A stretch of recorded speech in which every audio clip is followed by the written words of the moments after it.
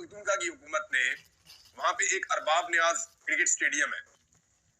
اس کا نام تبدیل کر کے عمران خان کرکٹ سٹیڈیم رکھ دیا تھا۔ میں نے اس دن ٹویٹ بھی کیا تھا کہ عمران خان کا نام ایسے منصوبوں کا محتاج نہیں ہے، وہ ایک بہت بڑا لیڈر ہے اور یہ معیوب حرکت ہے۔ یعنی یہ تو نواز شریف کرتا ہے، یہ تو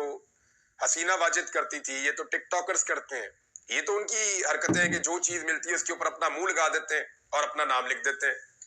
عمران خان کا نام تو تاریخ میں لکھا جائے گا، عمران خان کا نام تو لوگوں کے دلوں پر لکھا جائے گا۔ عمران خان کا نام تو جس طرح وہ ڈٹ کر کھڑے ہیں بطور لیڈر اس ملک کے در و دیوار پہ لکھا جائے گا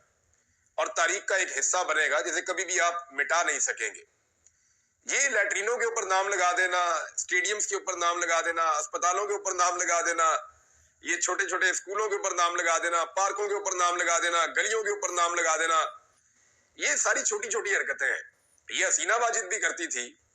اس نے اپنے ملک کی ہر جگہ پہ اپنا نام چھاپ دیا اور آج وہ ملک کے اندر آ بھی نہیں سکتی۔